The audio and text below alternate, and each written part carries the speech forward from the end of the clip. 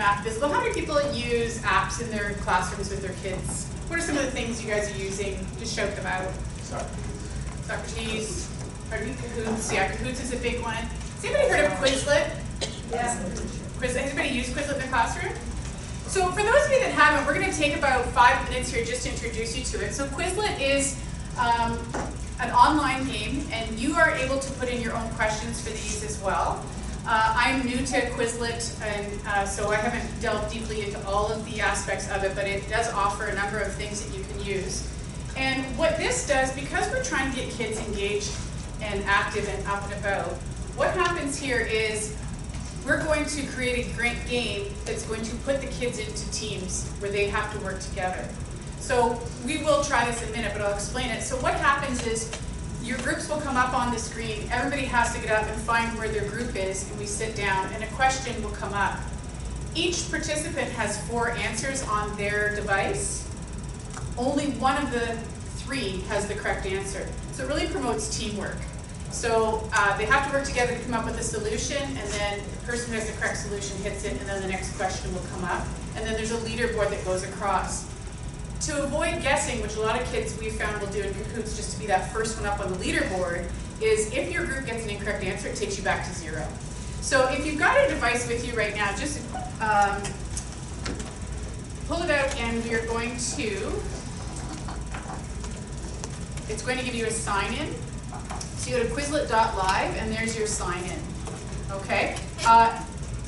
In order to play, you have to have at least 6 students, and I believe you have to have a set of 12 questions to put in there. We're only going to do about 2 or 3, just so you get the idea of how this works and how you might incorporate it in your classroom, and how it makes it more interesting for the kids for that, so math class goes by much more quickly.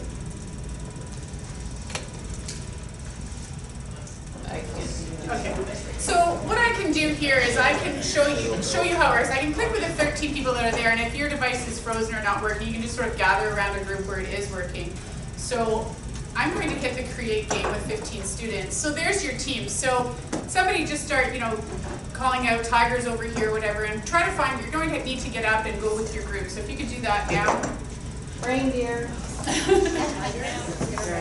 Okay, and in the interest of time, I'm going to start the game, and then you'll get to see, so here's your leaderboard.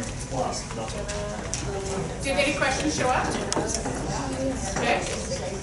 All right, so you'll notice everybody has the same question, only one of you has the correct answer.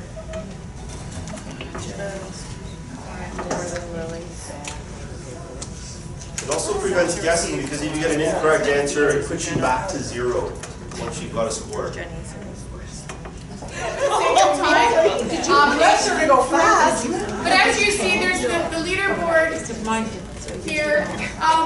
And again, a lot of people who don't like these sorts of things don't like the competitiveness or the time factor or things like that. But why I'm going to incorporate this one this year is because you've got that team effort.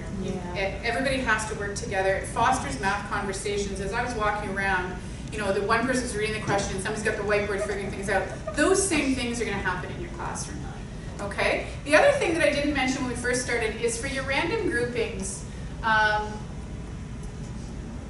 when there's a button there, so if the teams come up and you say, okay, this person don't work well together, there's a shuffle button that you can pick really quickly while the kids are still gaining, and then they look up, oh, I thought it was a tiger, but I missed. So there is that random shuffle. And again, what this does, gets kids up out of their seat, gets the teamwork together. Was there something you wanted to address with it? Just a lot of people have mentioned in the past that what they don't like about Kahoot is there's that real feeling of time stress with Kahoots, right? There's that countdown, and if you get the answer, but you get it much later than someone else, that person gets 850 points and you get 200 points. And there's that feeling of, well, I got the answer, but I wasn't as fast as Sally over there, so I guess my answer's not as good. That does, I realize it's a bit of a race thing still here, but you're all working on different questions. At your own pace. At your own pace. No one knows what question you're working on it as a team. And if you do race and guess in Kahoot, you can just say, blue, and then hope that you're right. But here, if you guess, you get knocked back down to 0. So it actually encourages you to take time and make sure your answer is correct as a group before you enter it in.